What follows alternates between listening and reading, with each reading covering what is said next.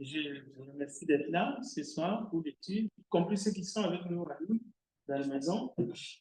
Nous allons prendre la parole de Dieu ce soir. Vous savez que nous sommes maintenant, vraiment, c'est la dernière ligne droite pour la campagne d'évangélisation. Donc, nous avons intérêt de nous focaliser. Aujourd'hui, nous sommes mercredi, donc après-demain, la campagne va débuter en série. J'espère que toute l'Assemblée, nous sommes réunis dans la prière parce que c'est seulement par la prière que nous pouvons enfoncer les lignes arrière de Satan. Parce que l'évangélisation, c'est un combat. Ce n'est pas seulement le fait d'annoncer la bonne nouvelle, parce que le diable aussi combat pour bloquer l'évangélisation ou décourager même ceux qui sont déjà dans le Seigneur. Bien, alors, nous avons deux exhortations dans la préparation de ces grands événements qui vont avoir lieu en ces lieux à partir de vendredi. La proclamation de l'évangile va être faite par un repos. Samedi, ça sera le frère Mike et dimanche, nous allons continuer par moi-même. Mais c'est l'Église qui proclame l'évangile. Alors, nous allons voir aujourd'hui d'abord les stratégies du diable, sa manière de résister contre le travail d'évangélisation que le Seigneur Jésus nous a confié, mais sa manière aussi de nous attaquer pour que nous ne puissions pas faire l'œuvre que Dieu nous a confiée. Que fait Satan? Que fait le diable? Il sait qu'il n'a pas beaucoup de temps. Il sait qu'il n'a pas de temps à perdre. Il sait qu'il a été vaincu sur la croix par notre Seigneur Jésus-Christ. Il est conscient de tout cela. Mais l'apôtre Paul nous dit, le diable rôde comme un lion rugissant, cherchant qui il dévorera. Donc, 1 Pierre chapitre 5, verset 6, cela veut dire qu'il est actif. Alors, il a ses tactiques, ses techniques, appelons-les, oui, ce sont des tactiques de l'ennemi. On va utiliser les termes de guerre. Il a des plans qu'il fait parce que dans son esprit, il sait qu'il ne peut pas vaincre le Seigneur Jésus, mais il croit qu'il peut nous vaincre, nous, comme disciples de Jésus. Comme il a vaincu Adam dans le jardin d'Éden. Donc, lui, il croit qu'il peut nous vaincre. Dans le travail que nous voulons faire, le diable, il déploie son arsenal parce qu'il est sûr qu'il peut nous vaincre. C'est-à-dire que nous pouvons échouer dans l'entreprise de l'évangélisation que nous voulons faire la fin de cette semaine. Alors, la manière qu'il agit, la première manière qu'il agit, c'est par des tentations. Satan nous harcèle parce qu'il sait que nous agissons par obéissance, par soumission à Dieu. Alors, il va faire de sorte que nous puissions désobéir, que nous ne puissions pas nous soumettre au Seigneur. Alors, on va prendre quelques exemples. Il va nous tenter, par exemple, que nous puissions céder dans l'égoïsme, l'isolement. Vous allez voir des personnes, croyant ou non, qui choisissent l'isolement comme moyen de vivre ou manière de vivre. Mais il peut nous tenter aussi par la convoitise, comme la parole nous enseigne. Mais la Bible nous demande de résister. Et d'ailleurs, c'est pour cela que nous sommes ici. La Bible nous exhorte, Pierre nous exhorte de lui résister, de résister au diable. C'est-à-dire, nous devons exercer notre volonté comme ce soir, vous avez exercé votre volonté, je veux être là, vous êtes là.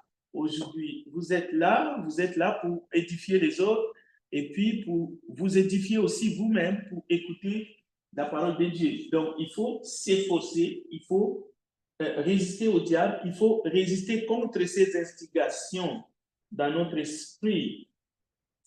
C'est ça, résister à la tentation. Alors, Jésus lui-même a été tenté.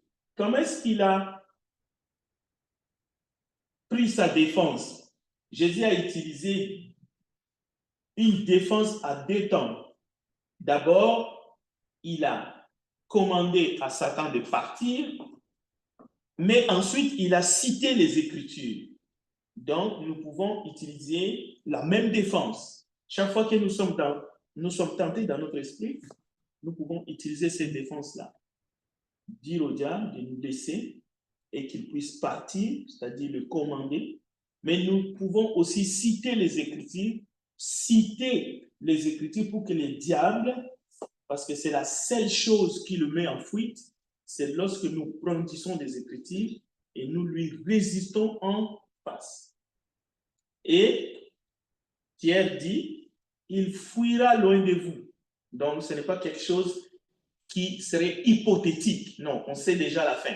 Il peut nous tenter, mais si nous lui résistons, si nous lui disons de partir et que nous lui brandissons la parole de Dieu, il fuira loin de nous. Ce n'est pas quelque chose qu'on peut douter. Deuxième tactique que le diable utilise, c'est le mensonge ou la tromperie. Nous savons que Jésus l'identifie dans Jean chapitre 8, je vous donne juste le passage, verset 39 à 44, comme étant le père des mensonges. Donc nous devons faire très attention. Ce n'est pas tout ce que nous écoutons, c'est la vérité. Attention, les diables viennent avec des demi-vérités qui sont tout à fait des mensonges aussi. Alors, son but, c'est de contrer la parole de vérité que nous avons, la sainte doctrine, la vérité de Dieu, la vérité de Christ.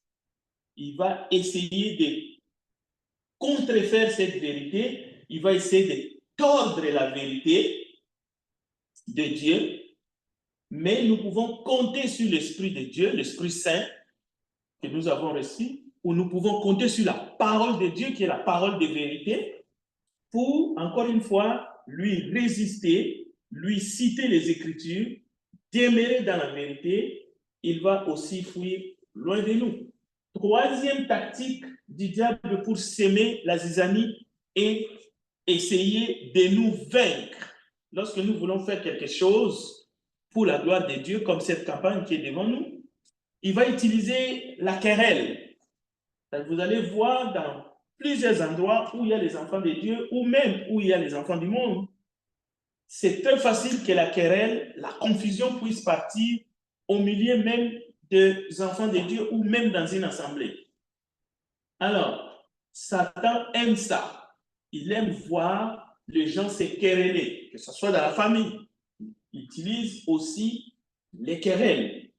Et quand il y a des querelles, que ce soit dans la famille ou dans une assemblée, ça peut être dans votre lieu de travail, retenez que vous devez tout faire ce qui est dans votre pouvoir pour arrêter cette querelle. Si vous laissez la querelle continuer, alors lui, il est content.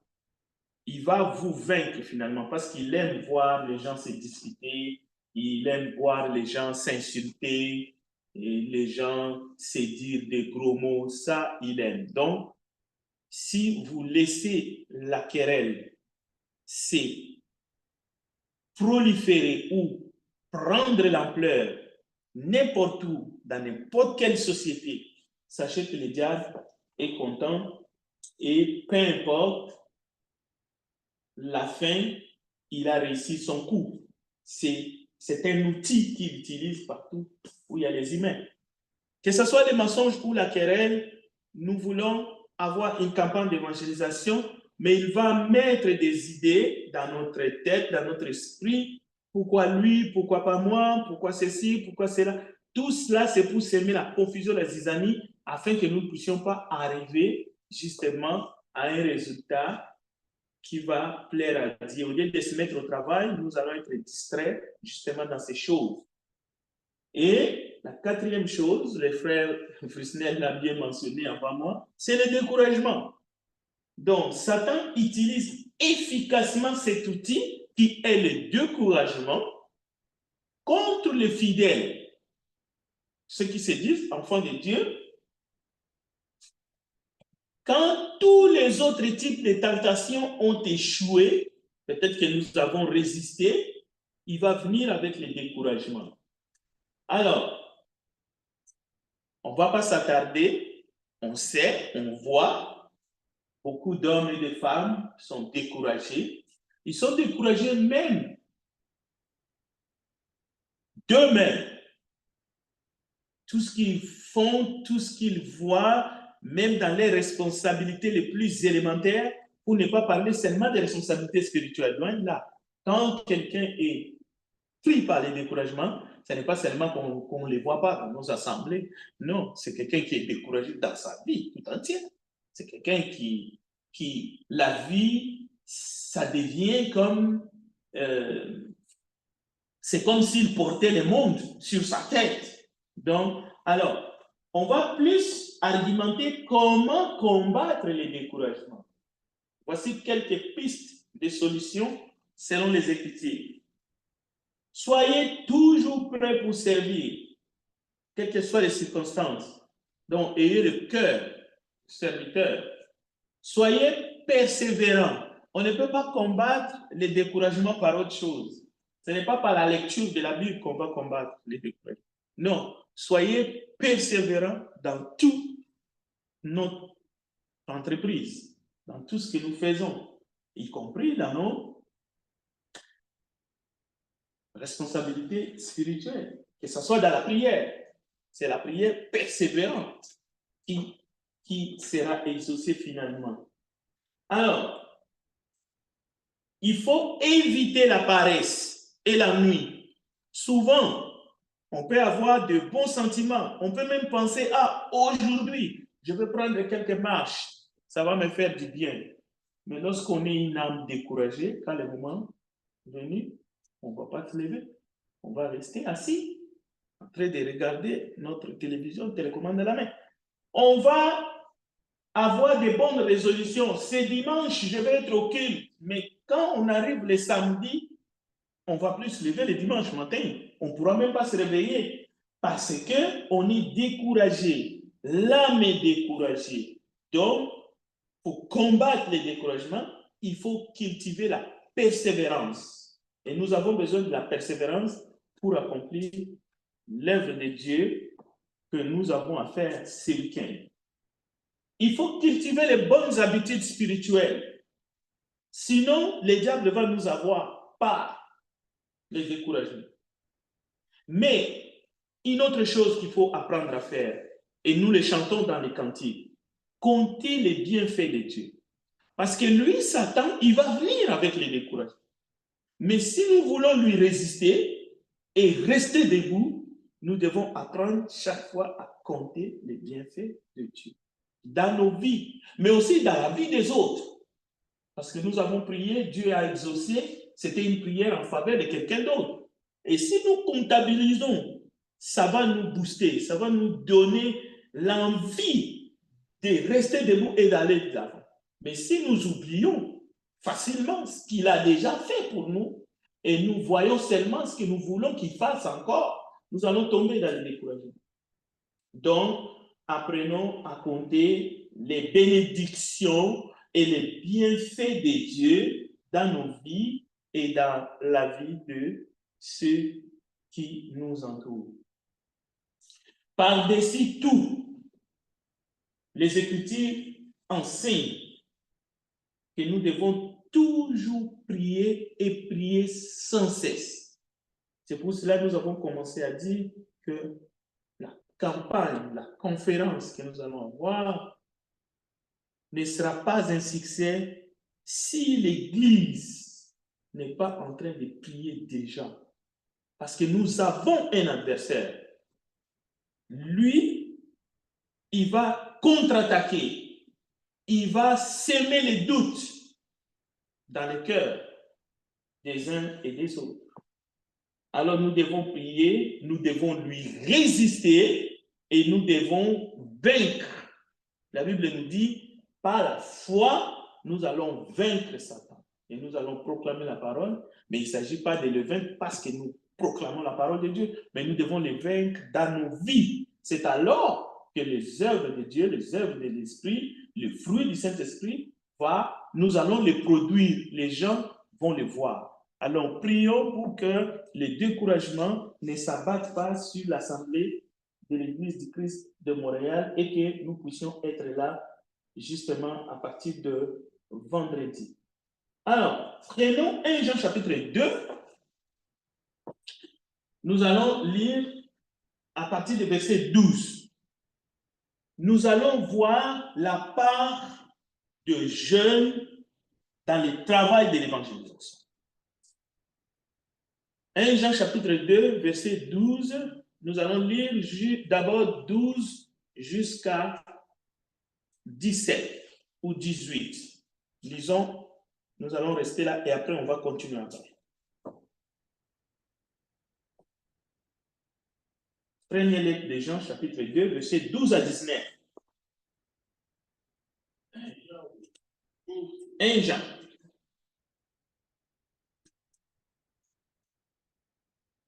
Vous écrit petit enfant, parce que vos péchés vous sont pardonnés à cause de son nom.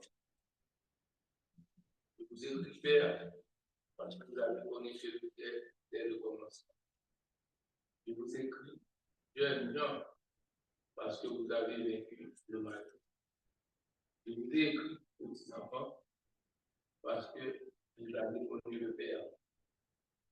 Je vous ai écrit Père, parce que vous avez connu celui qui est dès le commencement. Je vous ai écrit jeunes gens, parce que vous êtes forts et que la parole de Dieu demeure en vous et que vous avez vaincu le mal. N'aimez point le monde et les choses qui sont dans le monde.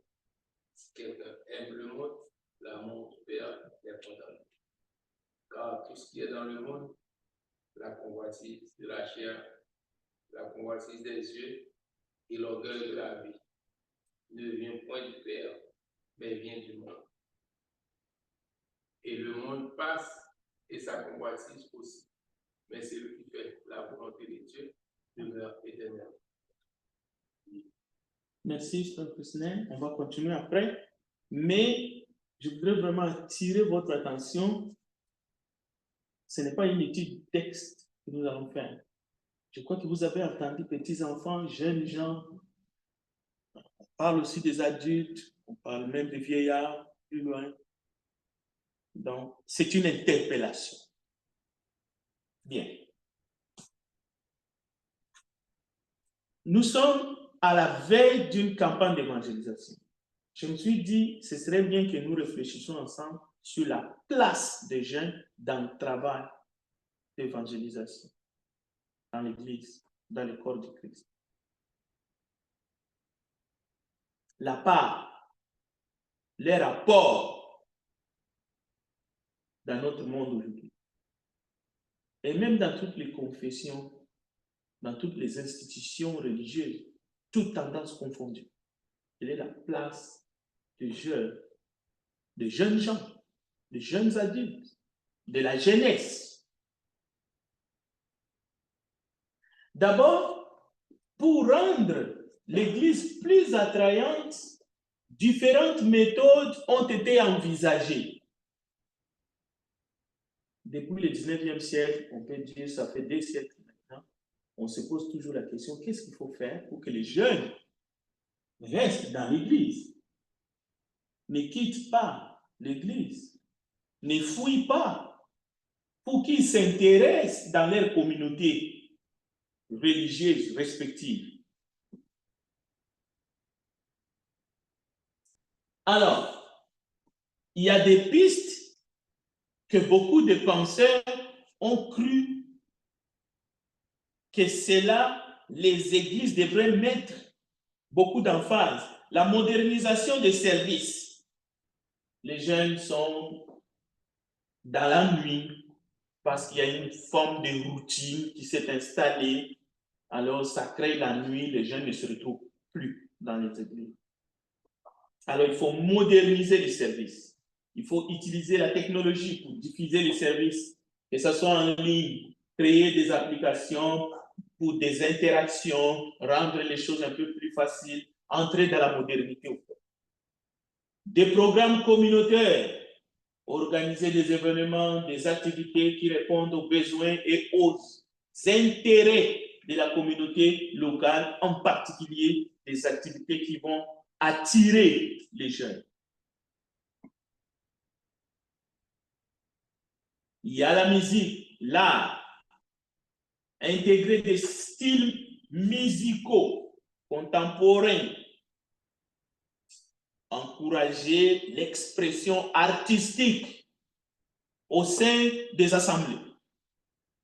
Alors, on a vu des orchestres naître, de chorales, des styles, on a vu même de chrétiens Beyoncé, la manière de faire les choses, le rap est entré dans l'église, dans les assemblées, et ainsi de suite. Le message doit être pertinent, s'assurer que les sermons et les enseignements sont pertinents et surtout touchent des problèmes actuels pour que les jeunes se sentent intéressés. Il faut adopter l'attitude d'accueil, de l'ouverture, de l'inclusion. C'est-à-dire qu'il faut élargir vraiment notre vision, que ce soit une vision inclusive pour que les jeunes se sentent comme dans un milieu où ils sont connectés avec les jeunes d'ici, avec les jeunes de Japon, ainsi de suite, que l'Église soit plus inclusive dans l'ouverture et même aux dépens de la doctrine. C'est-à-dire qu'il ne faut pas rester enfermé dans la doctrine. Alors, ces idées visent à créer une nouvelle église, des expériences nouvelles. C'est là qui va faire que l'église va devenir plus engageante, significative. Et puis les jeunes trouveront leur place. Je vais simplifier encore notre réflexion. Aux États-Unis, nous avons vu un phénomène qu'il faut saluer, mais matière à réflexion aussi. La plupart des assemblées des églises du Christ, pour personnaliser quand même cet exemple, ils ont soit des équipes de sport, que ce soit pour les filles ou pour les garçons. Les compétitions sont à tous les niveaux et les assemblées qui sont un peu plus riches, ils ont même carrément des arénas. Ils ont des terrains de basketball, ils ont des terrains de foot, ils ont même des écoles primaires, écoles secondaires, même des universités chrétiennes, des églises du Christ. Donc, il y a des activités tout au long de l'année. Pour parler de notre cas, nous accompagnons nos enfants, que ce soit Jérémy, Gloria, André, parce qu'il y avait des compétitions de basketball un peu partout. On devrait les accompagner, telle église affronte telle église. Donc, tout cela, il faut saluer. C'est là, ce sont des activités. Ces activités sont intéressantes, n'est-ce pas? Mais la question qu'il faut se poser, est-ce que c'est cela qui va faire que, ou qui va faire de sorte que les jeunes soient de bons chrétiens?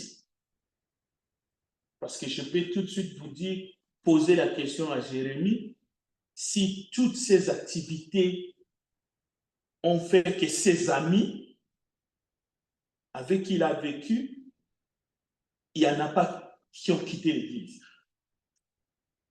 On peut poser la même question à Gloria qui est ici. Est-ce que toutes ces activités que les églises du Christ ont aux États-Unis fait que aux États-Unis, les jeunes n'abandonnent pas, ne quittent pas les assemblées des églises du Christ? Pour avoir travaillé aux États-Unis, je peux vous dire que la réponse est négative. Si quelqu'un vous trompe, qu'à cause de cela, les jeunes sont restés dans l'église, les jeunes n'ont pas quitté l'église, c'est un menteur. Mais je ne dis pas que ces activités sont mauvaises. C'est une réalité. Et d'ailleurs, j'aimerais ajouter ici, l'Église du Christ, je ne parle pas pour les autres assemblées.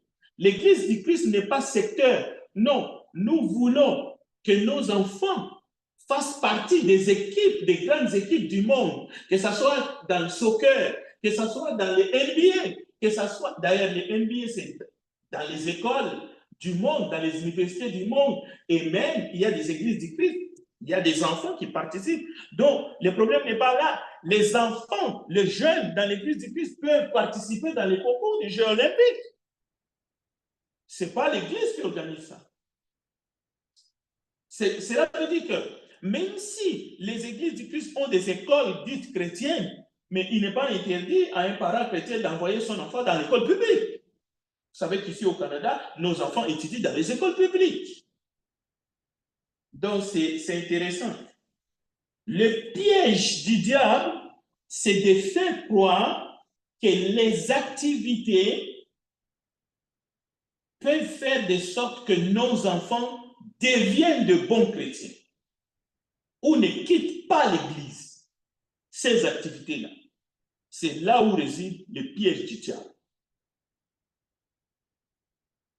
Si quelqu'un vous dit que nous manquons des activités communautaires, donc nous ne sommes pas l'Église du Christ, ou nous avons des activités communautaires moindres par rapport à l'Église catholique, moi je réponds,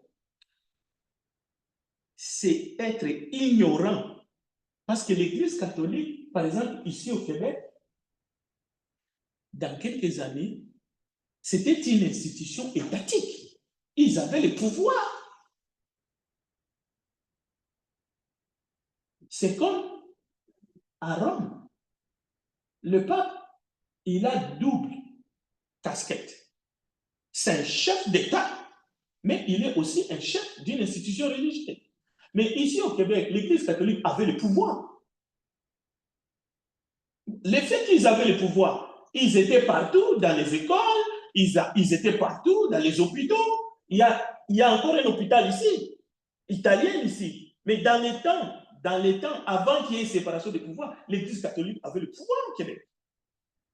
Alors, comparer l'Église du Christ avec l'Église catholique en matière des activités communautaires, c'est l'ignorance. C'est l'ignorance. Parce que nous n'avons pas les mêmes moyens. Et ils étaient au pouvoir, même en France. Donc, il faut faire attention.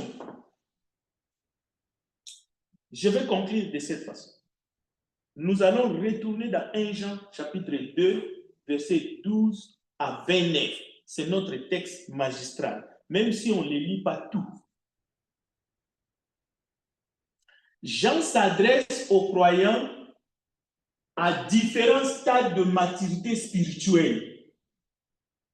Mais il mentionne très bien les enfants, les petits-enfants, les jeunes adultes et même les pères, les vieillards. Cela veut dire les jeunes gens ne forment pas un groupe homogène à part ayant un centre d'intérêt tout à fait différent de celui des adultes et des pères. C'est-à-dire que les jeunes, leur centre d'intérêt, c'est le jeu et les activités. Mais par contre, en ce qui concerne le domaine spirituel, comme la campagne que nous allons avoir. Donc, les jeunes, ils ne s'y retrouvent pas. On ne sait même pas qu'est-ce qu'ils vont faire. En fait, on ne les implique pas comme parents, mais comme responsables de l'Église. Quel est le centre d'intérêt des jeunes dans une Église, corps du Christ? Les activités que je viens de vous détailler, match de basketball, match de soccer, des activités communautaires? Non. Les textes de ce soir, 1 Jean chapitre 2, versets 12 à 19, nous interpellent. Les jeunes gens ont vaincu le malin. Comment? Cela veut dire que ces activités ne doivent pas devenir un piège pour nos enfants. Ils peuvent faire ces activités. Ils peuvent jouer. Ils peuvent jouer avec les enfants du monde. Mais dans l'église, les jeunes gens dans l'église ne sont pas là uniquement pour les futurs. Quand les pères seront morts, quand les aînés ne seront plus là, c'est alors qu'ils vont jouer un rôle déterminant dans l'église. C'est un mensonge du diable. C'est diabolique. C'est pour cela, comme parents, nous devons orienter nos jeunes d'être actifs, comme nous venons de le lire dans 1 Jean chapitre 2, tout en faisant les activités autres qui sont le sport ou autre chose. Si nous pensons que le centre d'intérêt de nos jeunes, de nos enfants, c'est en dehors de l'Église, aujourd'hui, et que plus tard, quand nous serons dans les tombes, ils joueront un rôle dans l'Église, on se trompe. C'est pour cela nos jeunes sont partie prenante de la grande conférence d'évangélisation qui va se faire. Ils doivent participer en tout point de vue. Ils doivent être conscients de cela. Filles ou garçons. Même s'ils seront là juste pour écouter ou pour voir les gens qui vont venir, ou seulement pour tenir quelque chose, ou distribuer les feuilles, mais nous devons les impliquer. Si on ne les implique pas, mais cela veut dire que nous sommes prêts pour... Au fait, nous sommes en train de croire que leur centre d'intérêt, c'est dans le monde. Comment peut-on comprendre un parent qui pense que le centre d'intérêt de son enfant, c'est seulement dans les activités du monde et pas dans l'église?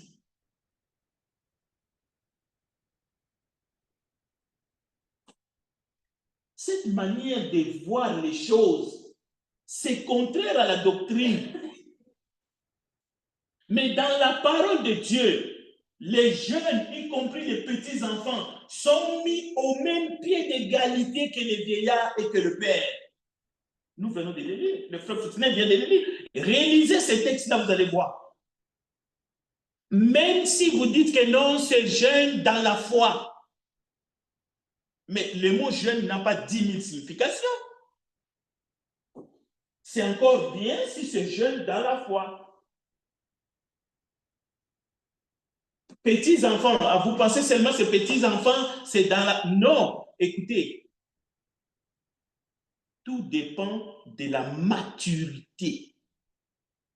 Parce que l'enfant grandit avec une certaine maturité selon l'éducation qu'il reçoit, spirituelle ou autre. Cela veut dire tout ce qu'il fait, même avant d'entrer dans un terrain de soccer, on le voit même dans les robes des jeunes adultes. Il fait sa signe de croix avant d'entrer dans le terrain parce qu'il veut aller remplacer quelqu'un d'autre.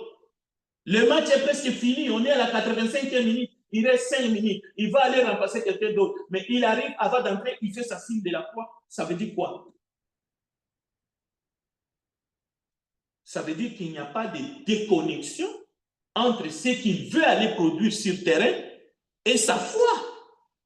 La foi qu'il a reçue, par exemple, par l'exemple de ses parents. Très bien, nous avons tous un rôle à jouer. Jeunes gens, parents, adultes, petits-enfants, devant le Seigneur qui nous a donné le souffle de vie, nous avons un rôle à jouer. Nos enfants sont dans le monde, mais ils ne sont pas du monde. Ils peuvent faire partie d'une grande équipe de soccer ou de baseball, mais nos enfants doivent savoir d'abord que s'ils font partie, s'ils se reconnaissent comme faisant partie d'une assemblée, corps du Christ, s'ils se reconnaissent des enseignements de Jésus, ils doivent savoir qu'ils ont des devoirs à l'égard de leur Seigneur qui leur donne la force et qui leur donne la vie et qui leur donne des instructions à faire. Et d'ailleurs, la jeunesse pour Christ, cela veut dire qu'un jeune adolescent ou un jeune adulte, 18, 19, 20 ans, doit être capable de témoigner Christ à ses amis, ses collègues, à ses voisins. Mais cela doit venir de parents. C'est à nous. Mais si nous avons ces discours-là, oh, les enfants, c'est l'église des demain. Alors, les enfants, ils ont compris ces messages. Ils disent, non, aujourd'hui, moi, c'est le soccer. Aujourd'hui, moi, c'est le tennis. Aujourd'hui, moi, c'est le basket. L'église, c'est pour les vieux.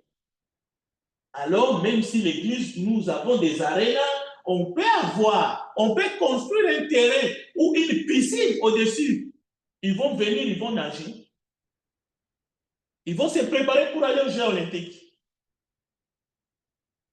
Mais ils seront étrangers à la vie de Dieu. Dans l'église, dans le corps du Christ. Est-ce que c'est ça que nous voulons? Quel est le message? Nous devons commencer à sensibiliser nos enfants, nos jeunes, pour la campagne qui arrive là, vendredi. Je vais m'arrêter là et je vais prendre quelques interventions. Oui, Gloria. Je voulais juste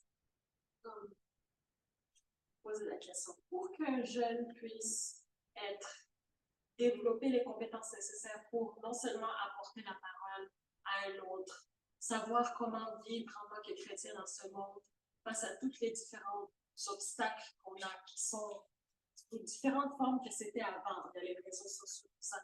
Comment est-ce qu'un jeune peut développer ces compétences-là sans qu'il y ait un certain, comme, une forme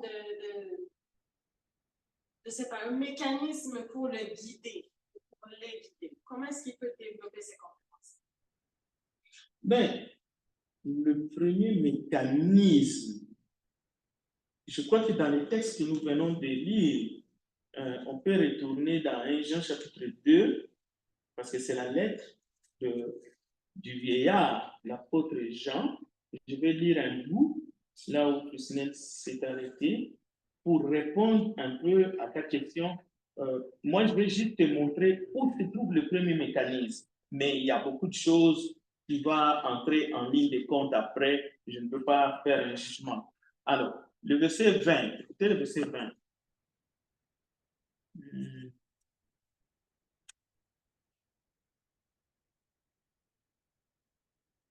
Pour vous, vous avez reçu l'onction de la part de celui qui est saint, et vous avez tous de la connaissance.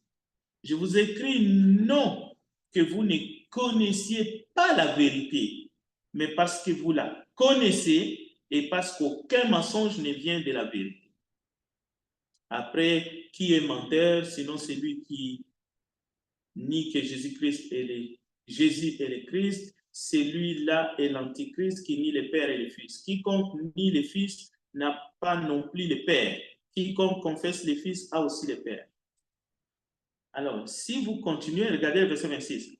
Je vous ai écrit ces choses au sujet de ce qui vous égare.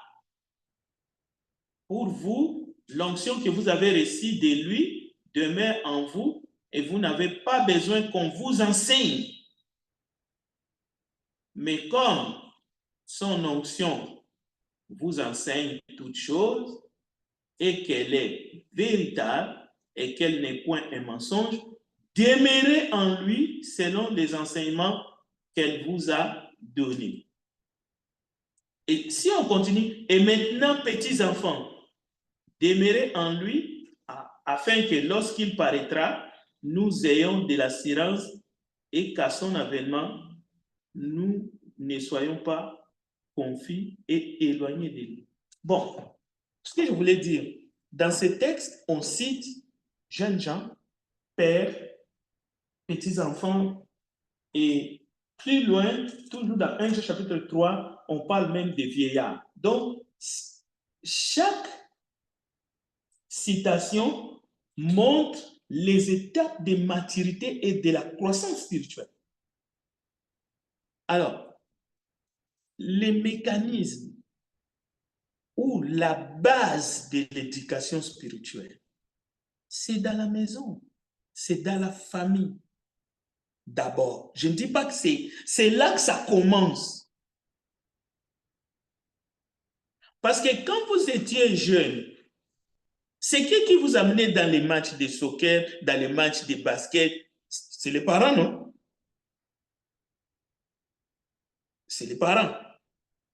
Alors, si quelqu'un vous demande, mais où est-ce que vous avez eu les compétences de jouer au basketball? Vous allez dire non, nous faisions partie de l'église du Christ de Nashville et nos parents nous accompagnaient. Il y avait une équipe de l'église, ainsi de suite. Donc, la famille, c'est le bastion de la foi.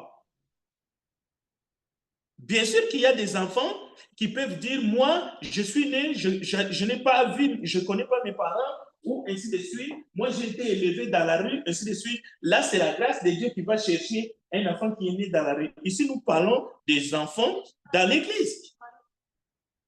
Ah oui, au-delà de la famille, il y a des mécanismes qui s'enclenchent automatiquement, comme les écoles de dimanche, ainsi de suite. C'est pour cela, d'ailleurs, prenons l'exemple d'ici.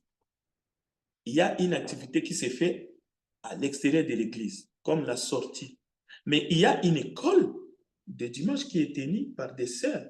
Vous voyez que les enfants apprennent et ils peuvent faire des activités.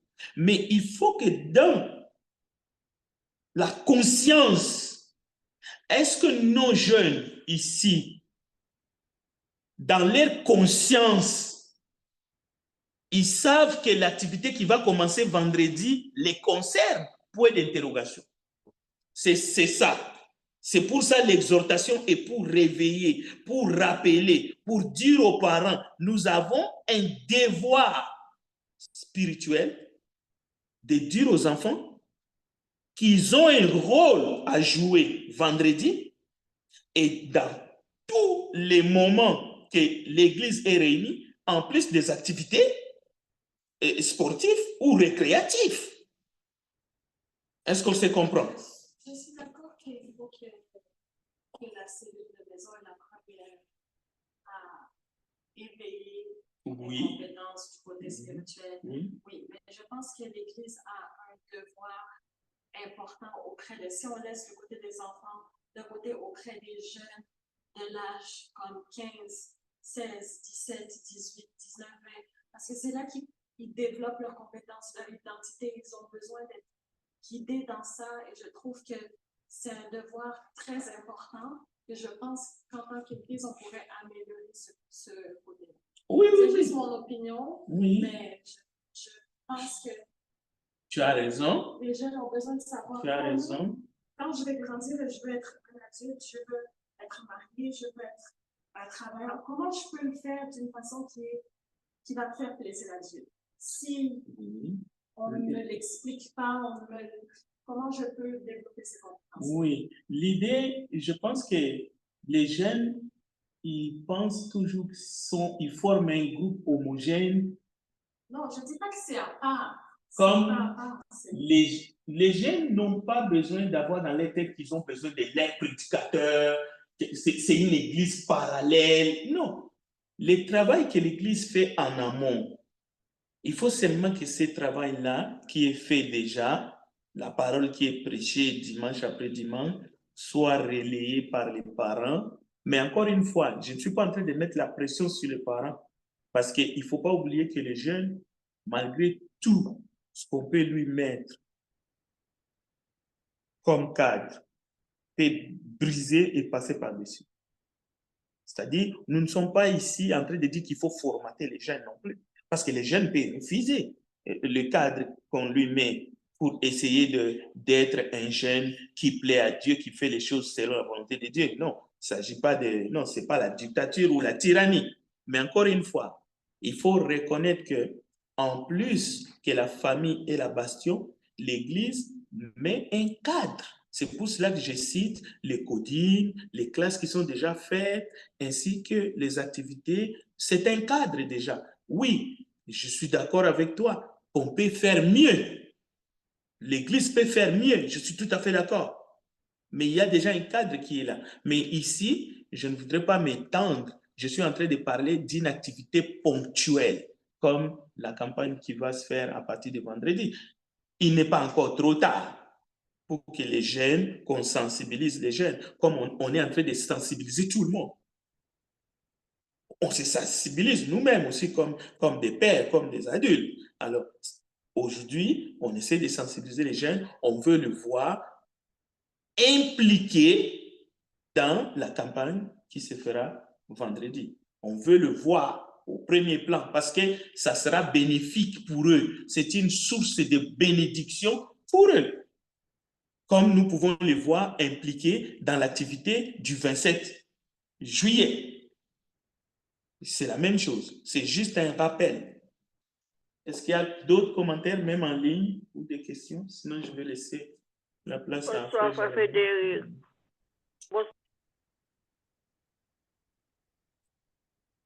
Bien, merci de votre écoute. J'appelle le frère Jérémie. Alors, on va se voir vendredi, 15 minutes avant. Soyons là pour le début de la campagne. Que Dieu vous bénisse.